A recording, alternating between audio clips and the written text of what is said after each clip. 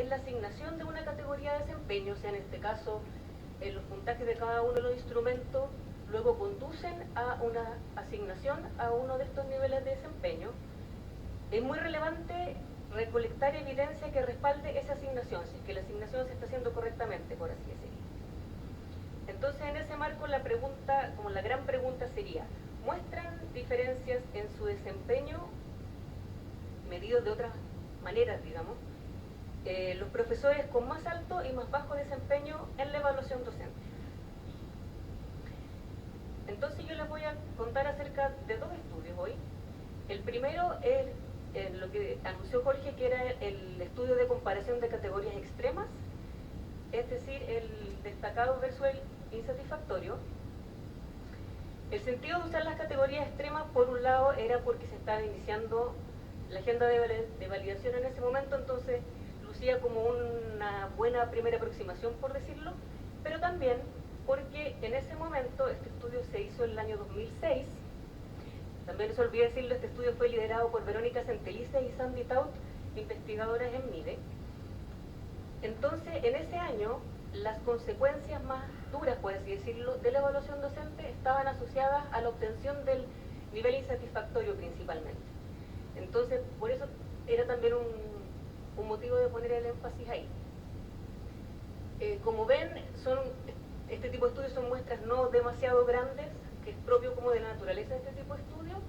Se reclutaron 32 docentes que habían obtenido destacado y 26 que habían obtenido un nivel insatisfactorio. En este caso se trataba de profesores generalistas de primero a cuarto básico que habían participado en la evaluación docente el año 2005.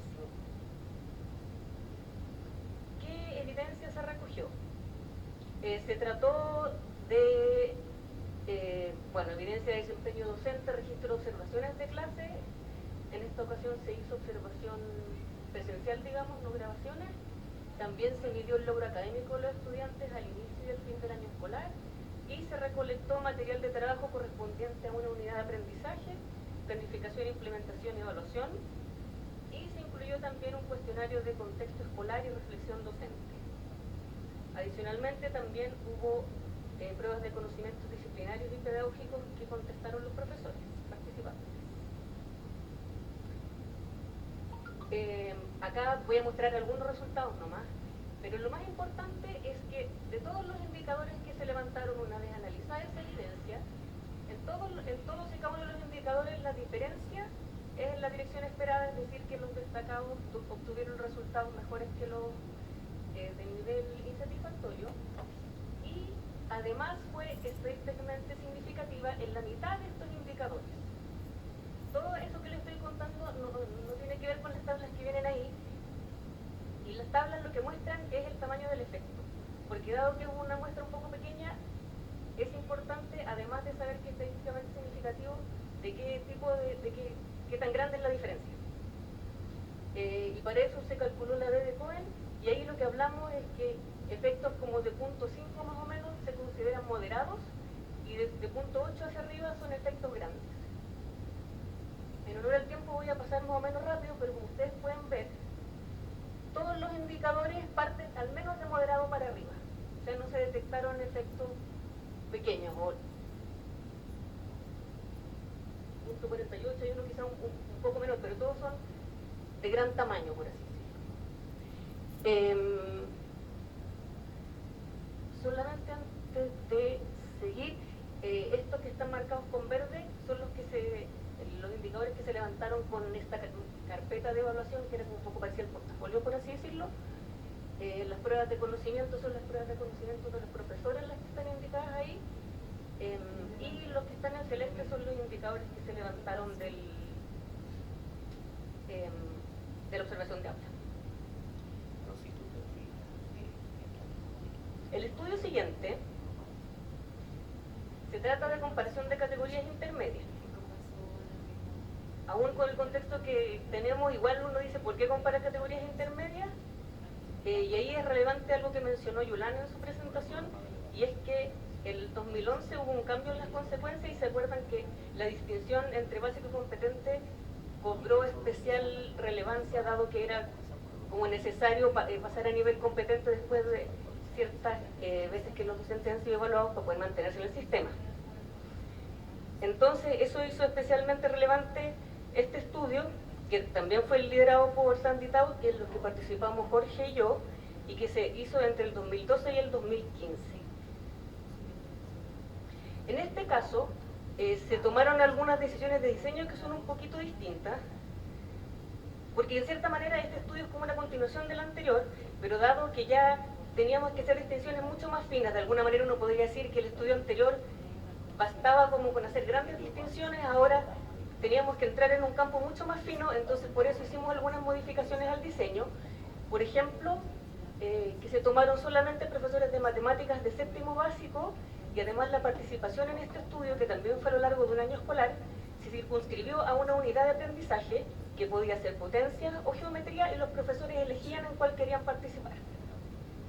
Esto en el fondo era como para que el análisis de datos después pudiera ser como más enfocado. Y una cosa que quería agregar es que quizás le llamó la atención que hay un poquitito de desbalance en la muestra, porque lo ideal era que tuviéramos igual cantidad de docentes en ambos niveles de desempeño. El reclutamiento fue muy difícil. Hay personas presentes que sufrieron con eso, y la verdad es que simplemente teníamos la restricción geográfica porque como este estudio era con grabaciones, no podía ser en todo Chile, y fue en Santiago principalmente y algunos sectores cercanos, pero no conseguimos que los que obtuvieron nivel básico aceptaran participar. O sea, creo que barrimos la base de datos completa, y esto fue de verdad un excelente resultado en ese sentido, y en cualquier caso la diferencia no es tan grande como para que se comprometan los resultados. Si ustedes se fijan, el tipo de evidencia que se levantó en este estudio es un poco similar a la del estudio anterior. Acá sí optamos por grabación de clases en lugar de observación in situ. Se midió el logro académico de estudiantes al inicio y al fin del año escolar, y también en esta prueba de unidad, de acuerdo con la que el profesor hubiera decidido participar. Adicionalmente, esto es una diferencia porque son niños más grandes también, pudimos hacer cuestionarios a los estudiantes, y en ellos se les preguntó acerca de su percepción de las prácticas docentes. Y también se incluyó una prueba de conocimiento disciplinario y pedagógico. Los resultados que les voy a presentar ahora son como una selección de los resultados. En las pruebas de conocimiento, como podemos ver, lo que es interesante es que los estudiantes de los profesores que habían obtenido competente tenían un puntaje de prueba de inicio de año escolar un poquitito más alto. En todo caso son niveles de significancia marginales, pero era un poquito más alto. Sin embargo, al fin del año escolar no se observa una diferencia significativa. Y en el caso de las pruebas de unidad, ahí también sería interesante agregar que hubo también un pequeño desbalance, porque los profesores prefirieron participar en potencias que en geometría, entonces la muestra de geometría era más pequeña. Y en la prueba de unidad de potencia también hubo un resultado de aprendizaje por parte de los estudiantes marginalmente más alto de los profesores que habían obtenido competente. En cuanto a las prácticas docentes, se hicieron dos codificaciones de video. La primera, que es como más de estructura, y en el fondo la gracia de mostrar esta lámina es justamente que son como ciertos aspectos que describen cómo se realizaban las clases, el tiempo que se dedica realmente a clase o el tiempo que se pierde, digamos. Acá están, si se fijan, a qué dedican el tiempo en las clases, es muy parecido entre ambas categorías. Esto era más que nada como una especie de filtro básico para poder, como primera etapa. Si vamos a la parte de la calidad de las prácticas docentes propiamente tal, lo que les voy a mostrar ahora son resultados de la codificación de la pauta observación class de secundaria, que nosotros tradujimos y adaptamos un poquito los ejemplos, pero básicamente es la pauta class, si ustedes conocen el instrumento.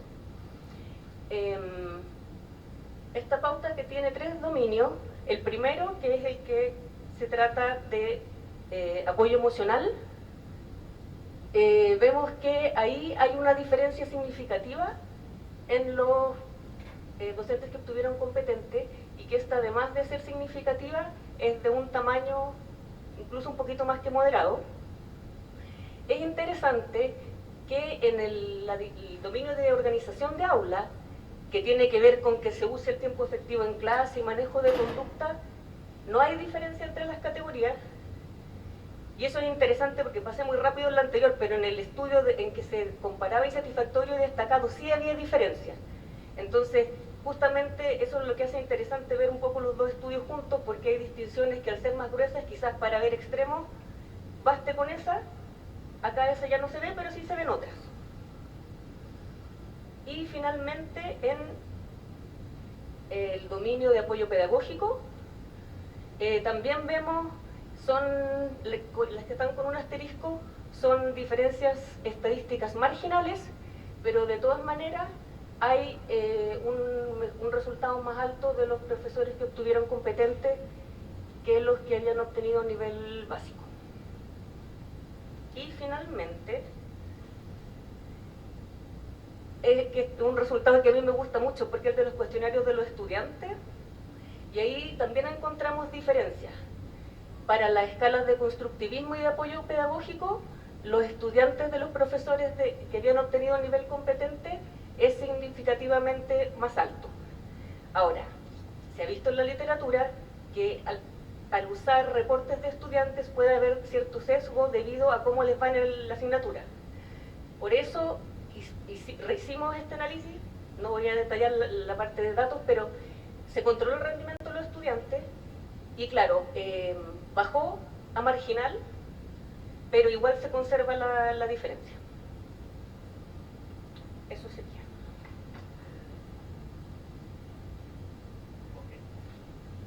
Bueno, yo me voy a hacer cargo de la última parte de la evidencia, un par de dos aspectos distintos.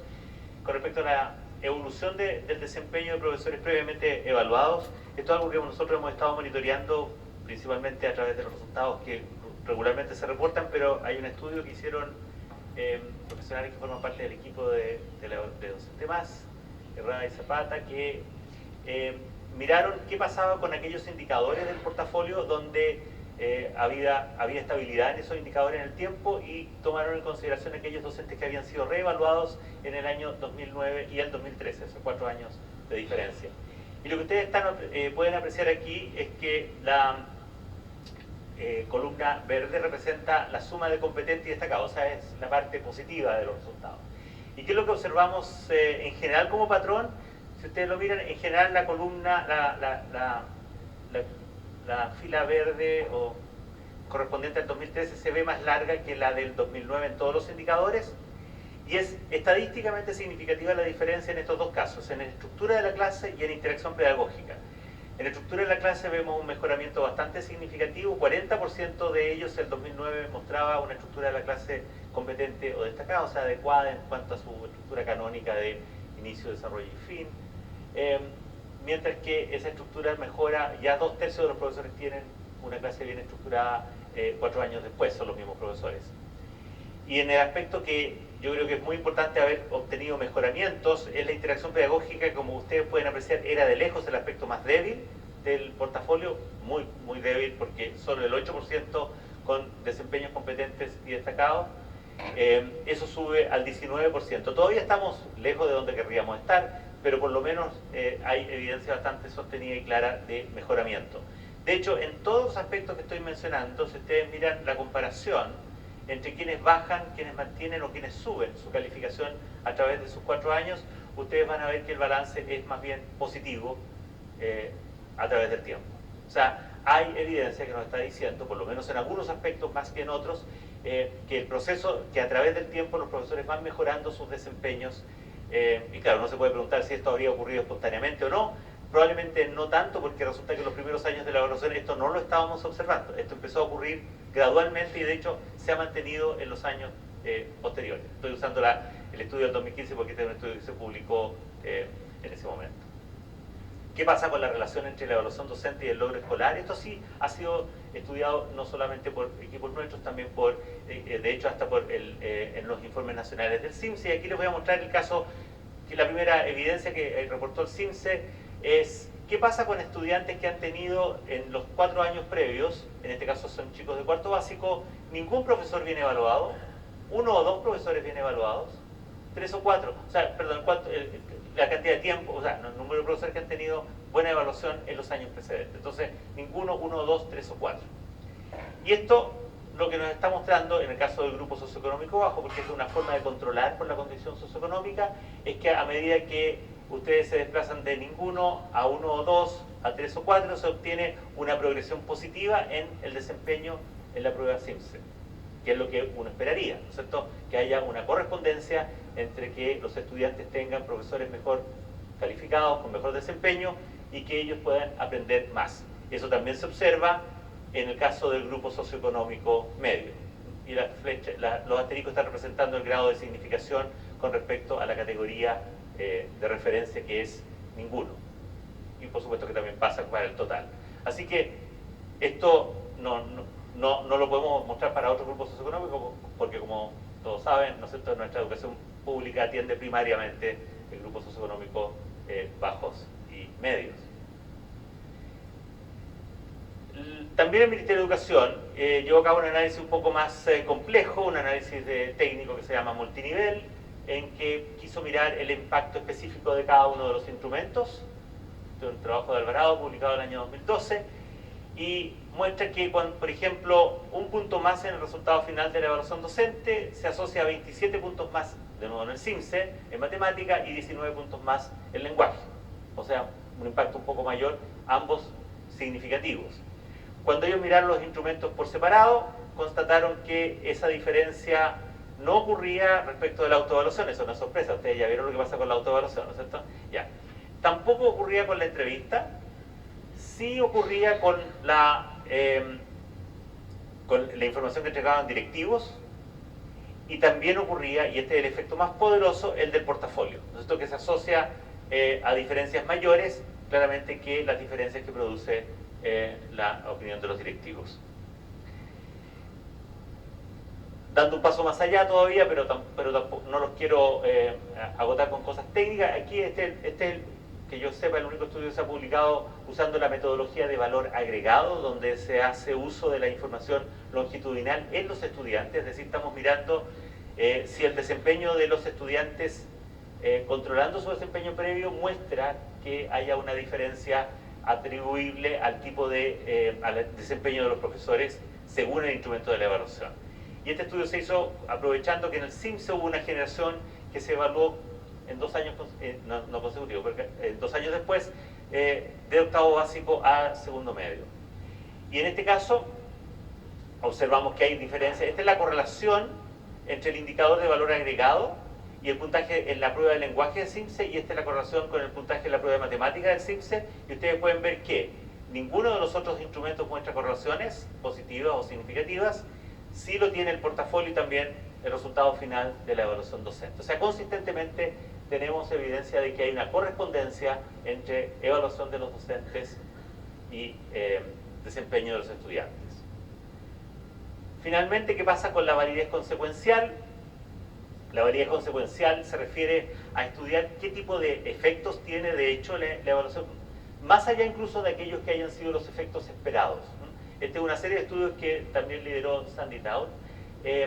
Algunos de ellos son efectos que fueron intencionados. Luego de haber hecho un levantamiento sobre lo que se llama la teoría de acción del programa, se identificaron algunos de los efectos esperados, y estos 3, por ejemplo, mostraron evidencia consistente que la evaluación sirviera para ordenar a profesores de acuerdo a la calidad de su enseñanza, que se diagnosticaran fortalezas y debilidades de los docentes, que se apoyara la colaboración entre docentes. Sobre todos estos aspectos se encontró evidencia consistente a través de entrevistas y otros registros que se hizo en muestras en escuelas, con profesores, con directores, etc. Con respecto a proveer información para la toma de decisiones a nivel comunal, o promover el reconocimiento social de los buenos profesores, eso tiene evidencia más bien positiva, pero más moderada. Y donde la evidencia es mezclada es respecto de mejorar la docencia como profesión al dar acceso a incentivos monetarios. Eso en realidad no es directamente la evaluación docente, sino que es la conexión hacia el incentivo basado en la prueba APTI, y el apoyo al desarrollo profesional a través de los planes de superación profesional, que también como ya sabemos, esta evidencia es consistente con lo que dijo Jaime, que no hay evidencia que muestre que ese dispositivo esté operando como se esperaba. Con respecto a efectos no intencionados, o sea que no estaban previstos, algunos son positivos: el impacto formativo del proceso, que es gatillado por el desarrollo del portafolio, familiarización con estándares, etc. Y el apoyo de municipios y escuelas a profesores durante su evaluación. También se empezaron a observar que por lo menos algunos municipios y algunas escuelas estaban llevando a cabo acciones de apoyo a los docentes que estaban siendo evaluados. En el lado negativo, es decir, aspectos que no estaban previstos pero que uno tendría que calificar negativamente, está el tema de la sobrecarga de trabajo, reacciones emocionales negativas. Aquí hay básicamente una mezcla de sentimientos adversos que produce en general las evaluaciones, como miedo y ansiedad, pero también está muy asociado a este concepto de la sobrecarga de trabajo. De nuevo, Jaime la aludió. Esto es un aspecto que endémicamente aparece en las encuestas luego de la aplicación de la evaluación, que los profesores se sienten muy sobrecargados, a pesar de que la evidencia más reciente muestra que el periodo en el cual efectivamente están sobrecargados es mucho menor de lo que aparentemente era. Pero de todas maneras es una materia que tiene que ser atendida, naturalmente, porque es bastante consensual este aspecto. Hay algunos efectos como evasión de la evaluación, focalizado en algunos municipios donde se observaba que los profesores encontraban formas de evitar ser evaluados a través de subterfugios legales. Eso no es masivo, es un efecto acotado. Y ciertamente también algunas prácticas poco éticas. La dimensión de eso, de nuevo, era difícil de apreciar. Con la digitalización del portafolio, de nuevo Jaime hizo una alusión a ese aspecto, fue posible constatar de una manera más precisa la dimensión de ese problema. Así que sí, estamos constatando que la evaluación, además de tener efectos no esperados positivos, también los tiene en el lado negativo. En conclusión, creo que ya he llegado el tiempo, básicamente lo que hemos dicho es que en cuanto a las categorías de desempeño se encuentran diferencias sustanciales, me refiero a la magnitud del efecto para las categorías extremas, y claramente diferencias más atenuadas, como sería esperable, obvio, entre las categorías intermedias. En los últimos años se han estado observando mejoramientos sostenidos en los desempeños, especialmente a través del portafolio, en aquellos que se evalúan en más de una ocasión. Hay una clara consistencia entre la evaluación docente y logro de estudiantes, que se asocia principalmente al portafolio, y como vemos también un respaldo parcial para efectos positivos intencionados en los programas de evaluación y los aspectos no intencionados que acabo de mencionar. Para concluir, me parece importante dejar establecido cuál debiera ser algunas de las preguntas que yo creo que deberán inspirar la agenda de validación en el nuevo contexto que tiene la evaluación docente, o los instrumentos que forman parte ahora de la carrera docente. Vamos a tener que, una vez que se redefina el rol de lo que hoy día es la evaluación docente, según lo que nos ha anticipado Jaime, y para el cual nosotros también estamos bastante conscientes y concordamos con la misma visión, vamos a, en ese momento, definir una agenda de validación para ese otro contexto. Pero para este contexto tenemos que preguntarnos sobre cómo un programa que permita constatar, digamos, qué es lo que está pasando dado lo que ha ocurrido. Nosotros cambiamos los instrumentos. Ahora el portafolio, por ejemplo, tiene 3 módulos. Ahora vamos a tener pruebas que se aplican a todos los docentes para la progresión en la carrera. O sea, esos 2 instrumentos tienen que ser monitoreados, evidentemente. Hay que validar las reglas que combinan los instrumentos para la progresión en la carrera. La ley establece una forma de combinación de ellos. Es bueno constatar si esa combinación es una buena combinación o hay otras que podrían proponerse. Más que nunca, yo diría ahora, especialmente hablando de que hay una carrera, es importante llevar a cabo estudios longitudinales a través de las etapas de la carrera docente, que permitan justamente apreciar cómo esas etapas van acompañándose o no de mejoramiento de los desempeños y otros aspectos. Monitoreo sistemático de las consecuencias de evaluación, igual que lo hicimos con la validez consecuencial ya mencionada, y por supuesto analizar el impacto que vaya a tener la evaluación docente una vez que se incorpore gradualmente el sector particular subvencionado a la evaluación docente. Eso es. Muchas gracias.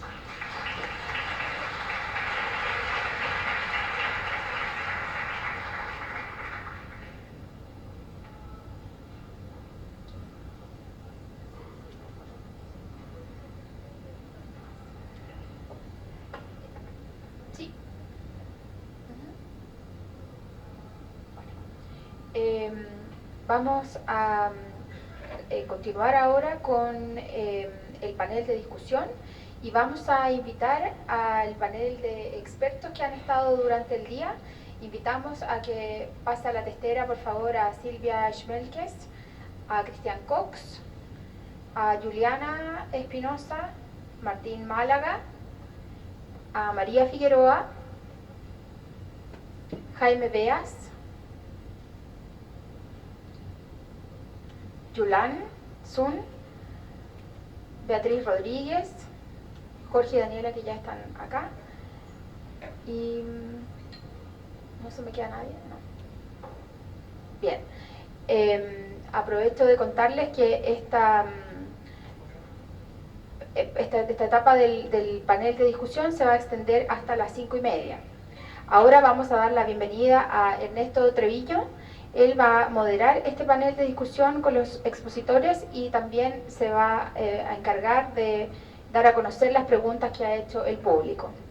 Ernesto Treviño es investigador y académico de la Facultad de Educación de la Universidad Católica y es integrante también del Centro de Estudios de Políticas y Prácticas de Educación, CPUC. Demos un aplauso a Ernesto.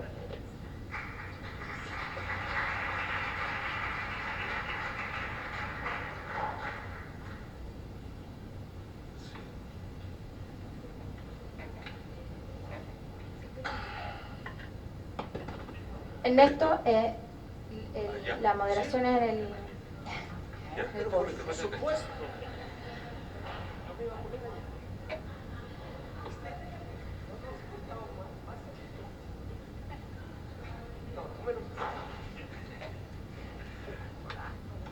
Muy bien, ahora ya estoy en el lugar correcto. Muy buenas tardes a todos ustedes. Muchas gracias por estar con nosotros en este día, durante todo el día, en estas interesantes conversaciones. Tengo un conjunto de preguntas aquí que voy a ir dirigiendo a los participantes en el seminario, pero quisiera tomarme un par de minutos nada más para mencionar un poco los mensajes más transversales que tal vez hemos escuchado durante el seminario, en donde se reflejan los anhelos tanto sustantivos, políticos y técnicos para tratar de mejorar las oportunidades de aprendizaje de nuestros estudiantes a lo largo de América Latina y los desafíos que esto presenta desde el punto de vista de la evaluación docente. Sin embargo, esto encierra también un conjunto de desafíos. Aquí hemos visto algunos, pero uno de los desafíos principales, creo yo, tienen que ver con cómo hacer de las evaluaciones docentes un instrumento para la mejora de las prácticas, que esa mejora de las prácticas docentes lleve a la mejora de los aprendizajes. No es algo que necesariamente esté garantizado, ni tampoco se puede garantizar totalmente si los instrumentos no son infalibles al 100%, tienen siempre ventajas y limitaciones, y por lo tanto creo que estamos frente a un tema que es novedoso, que trata de apuntar también a mejorar la calidad de los docentes, la calidad de la formación inicial, la calidad de la formación continua y la calidad de los aprendizajes, y a veces también trata de venir a controlar, por qué no decirlo desde un punto de vista más de política, a las instituciones formadoras de docentes, que no necesariamente todas ellas hacen un buen trabajo, y todos esos anhelos muchas veces están puestos encima de las evaluaciones docentes. Y sin más preámbulo, déjenme organizar las preguntas, y voy a partir con preguntas relativas, déjenme ver, a la evaluación. Tenemos varias preguntas que tienen que ver con la formación inicial y la evaluación docente. Y hay dos preguntas que hablan de la articulación de la formación inicial docente en tres aspectos. ¿Cómo la evaluación docente debería vincularse con la formación inicial de profesores en las universidades o instituciones formadoras? ¿Y cómo debería hacerse específicamente en el ámbito del conocimiento disciplinario. Y hay otra pregunta adicional que dice, ¿cómo estamos evaluando a los profesores universitarios que forman a los futuros profesores? ¿Tenemos política para aquello? ¿Está vinculado con la evaluación docente? Le dejo estas preguntas iniciales al panel, después pasamos con otro conjunto de preguntas.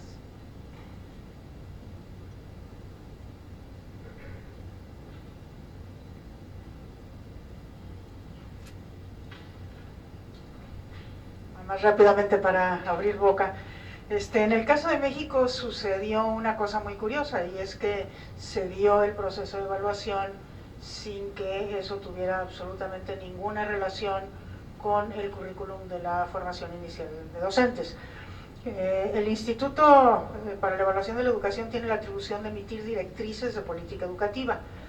Cuando nosotros vimos a partir de la primera evaluación de desempeño, de ingreso a la docencia, que se estaban quedando fuera del ingreso por tener una formación insuficiente, un porcentaje muy importante de docentes, emitimos directrices sobre formación inicial de docentes. Estas directrices que emite el instituto no son vinculantes, pero sí se hacen públicas y deben de ser respondidas públicamente por la autoridad educativa. En este caso, si bien la autoridad educativa, todas las autoridades, la federal y las estatales, respondieron favorablemente aceptando las directrices, sí es necesario aceptar que desde entonces no ha sucedido absolutamente nada. Y lo que está ocurriendo es que el currículum de formación de docentes en las escuelas normales no está alineado al marco de la buena enseñanza, o para llamarle de otra manera, en el caso de México, pues son los perfiles, parámetros e indicadores.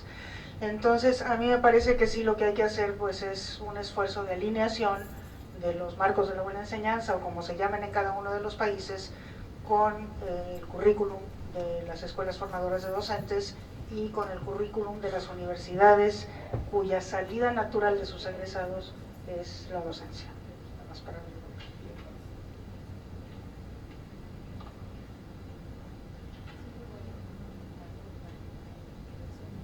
Ahí.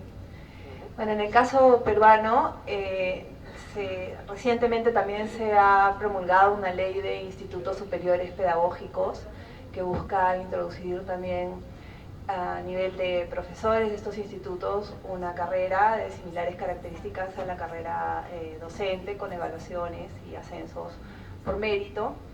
Y también digamos que hay un nivel de articulación con las evaluaciones docentes, en el sentido de que ya a nivel de lo que son los estándares que se están produciendo, se está estableciendo de forma más clara cuál es el perfil esperado para el inicio de la carrera, que es el que nosotros tomamos como punto de partida para la evaluación del ingreso a la carrera, que debería corresponderse con el perfil de egreso de los institutos superiores de formación inicial, ¿no? En cuanto a lo que se refiere específicamente a los conocimientos de la especialidad, también las evaluaciones docentes que realizamos en el país están empezando a generar una serie de evidencias y de digamos, información sobre lo que digamos, los conocimientos o aspectos que manejan más y manejan menos los profesores, y en ese sentido también esta información es parte de la difusión que estamos haciendo con las direcciones de formación inicial, para que ellos tengan en cuenta cuáles son las áreas dentro, por ejemplo, de la especialidad, no sé, de primaria, que generan más problemas, en los conocimientos en los que están peor los profesores. Claro, nosotros lo que estamos haciendo es generando el cuerpo de información y haciendo análisis para tratar de poner la información que tenemos de pruebas con pocos ítems en una sola escala, y con eso estamos trabajando con las direcciones de formación para que lo tengan en consideración en sus aspectos formativos. Bueno, en el caso colombiano, pues esta mañana vimos cómo se trata de alinear la formación inicial con la evaluación docente, y creemos sobre todo que después de varias aplicaciones la evaluación va a dar información para que las facultades de educación hagan ajustes en esos componentes en el cual los docentes no les está yendo tan bien. Actualmente existe una prueba de salida universitaria que se llama Saber Pro, y para el caso de las facultades de educación tiene dos componentes: el Saber Pro de competencias genéricas, donde se miden elementos como pensamiento crítico y razonamiento cuantitativo que presentan todas las carreras de pregrado de las universidades, y el Saber Pro de educación, que está enfocado en tres componentes: el componente de enseñar, que es lo que hace un docente; el componente de formar, porque formamos personas; y el componente de evaluar, porque podemos usar la evaluación para el aprendizaje.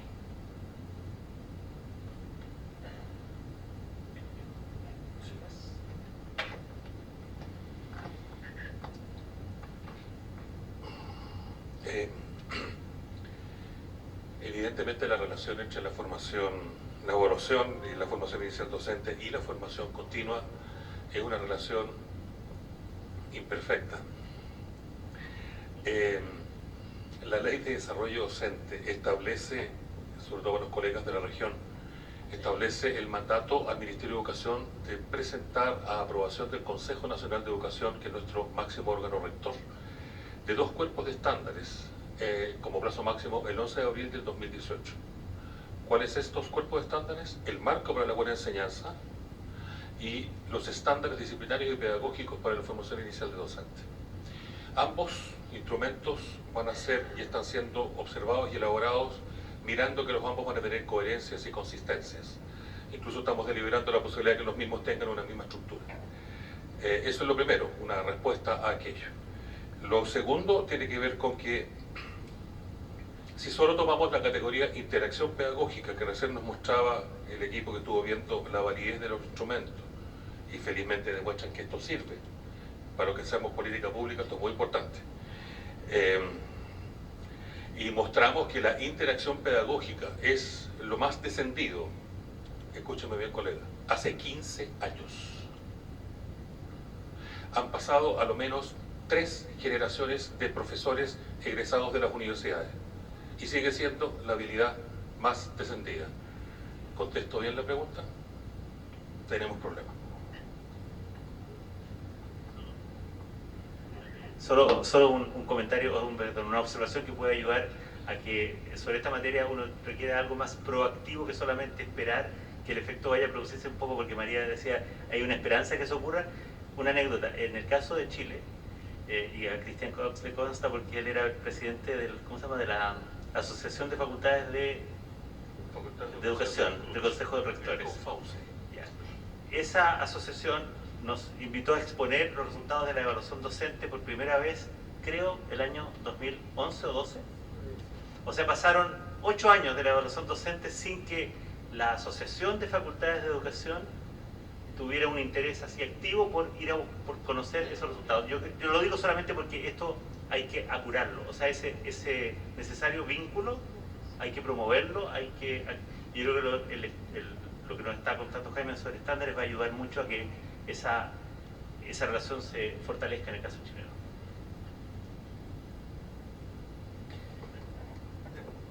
Muy bien. Un adicional mínimo sobre este tema, facultades de educación y evaluación en Chile. Si uno observa los intentos del Estado por producir esta convergencia entre formadores y lo que ocurre en el sistema escolar, Chile recurrió por mucho tiempo a invitaciones e incentivos a través de su programa. Está la Beatriz con nosotros, programa que dirigió ella, ¿verdad? Beatriz Ábalos, de formación, de fortalecimiento de la formación inicial docente. FIT fue el primero, a fines de los 90, y de ahí hasta mediados de los 2000 se suceden esfuerzos de la política pública vía programas. Programa FIT, programa MS1, programa MS2 y convenios de desempeño al final. Si uno hace la pregunta comparativa entre efecto de estos programas sobre las facultades de educación y ley de acreditación, gana la ley de acreditación lejos en términos de impacto. Y creo que en términos de conversación entre nuestros países es una lección o una constatación chilena importante de compartir. Los programas tienen otros efectos, pero esto de la voluntariedad, las universidades ven muy lejos al sistema escolar en general y a los ministerios y sus invitaciones. La ley es otra cosa, ¿no? Y ley con consecuencias sobre matrículas, sobre recursos, totalmente otro impacto, ¿no? Así que por más que cuesten mucho más las leyes, su impacto no tiene comparación posible con programas. Esa es la experiencia de Chile. Muy bien, ahora retomando el tema de la interacción y la dificultad para mejorar el desempeño en términos de interacciones en la sala de clase, hay aquí un conjunto de preguntas que las voy a mezclar todas, y disculpe el público si no se ve totalmente reflejado, pero es que hay demasiadas preguntas que tienen que ver con, bueno, cómo ayudar a los profesores a mejorar su desempeño en interacciones en la sala de clase. Por ejemplo, hay una pregunta sobre si la grabación de clases es un instrumento que genera resistencia. Específicamente preguntan cómo han hecho en Colombia, cómo lo han tomado los profesores. También hay una pregunta respecto de si nosotros deberíamos trabajar, o bien entregando la rúbrica, o bien formando a los profesores en el tipo de prácticas que las rúbricas de los de las evaluaciones docentes esperan observar para que las internalicen, digamos, como parte de su práctica regular, y cómo esto podría vincularse, y aquí se lo voy a pasar directamente al director del CPIP, con la formación continua, no solamente con la formación inicial, que tenemos, yo creo, un gran desafío con el esquema de formación continua, que todavía es bastante episódico, acotado, y no necesariamente, salvo para el caso de los profesores mentores, tiene una lógica más de acompañamiento. Pero quiero abrir estas preguntas para el panel, que son más relativas a la evaluación y la formación continua. Bueno, en relación a la grabación de clases y genera resistencia, recordemos que los docentes en Colombia tenían dos modalidades: podían o autograbarse o que un camarógrafo profesional los fuera a grabar. Yo creo que la posibilidad de tener la autograbación ya genera cierta calma, entonces, y además el 60% de los docentes escogió autograbarse versus que enviaran un camarógrafo profesional. Entonces, de cierta manera, yo creo que eso baja un poco la ansiedad. Había una ansiedad mucho más grande como en relación a todo el cambio de la evaluación docente, pero yo creo que los docentes, al sentir que era una evaluación más válida y más parecida a lo que sabían hacer en el salón de clase, pues les bajó un poco la ansiedad.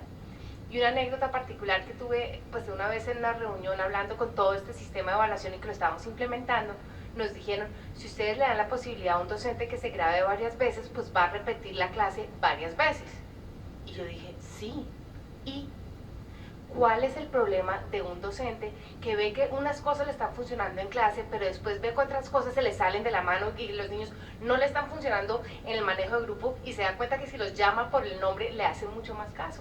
Entonces, de cierta manera, tenemos datos inflados, como lo mencionamos esta mañana, pero tenemos un profesor que ha trabajado varias veces con su salón de clase viendo qué le funciona. Además, los criterios de la rúbrica son totalmente públicos, no la pauta como tal, pero sí los 4 grandes dimensiones con los aspectos a evaluar, y dentro de los aspectos a evaluar, en la página de Maestro 2025, aparecen las diferentes subdimensiones. Entonces, los docentes saben exactamente sobre qué se les está evaluando.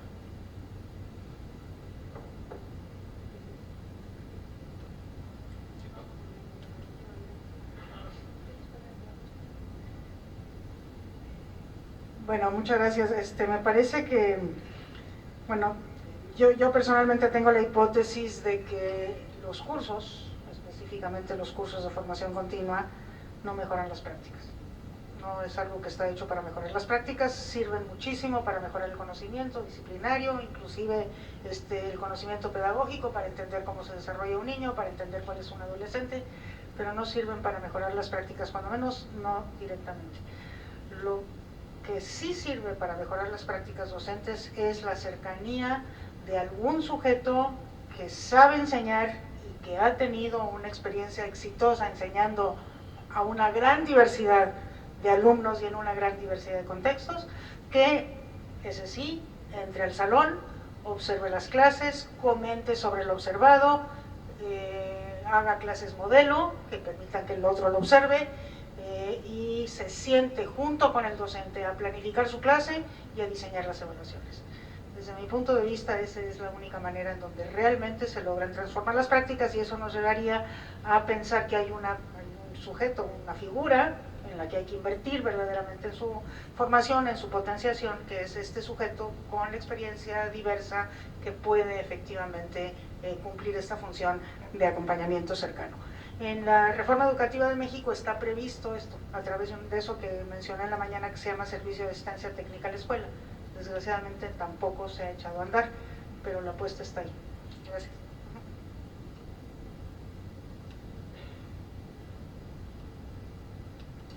Bien, yo quisiera comentar un poco esta relación entre la formación continua y la evaluación a partir de los dilemas, de los retos, digamos, que estamos enfrentando justamente ahorita como ministerio para establecer precisamente de manera consistente esa relación, ¿no? Juliana comentaba más temprano que uno de los logros que se ha conseguido a nivel interno del ministerio es poder unificar criterios al tener digamos, un único criterio para mirar el desempeño docente, que es justamente la rúbrica de observación de aula que se va a utilizar en el marco de la evaluación. Entonces, esa rúbrica de evaluación se ha estandarizado como el referente para la evaluación, para la formación en el marco concretamente del acompañamiento y también para el monitoreo en términos generales. Entonces, eso de por sí ya da un nivel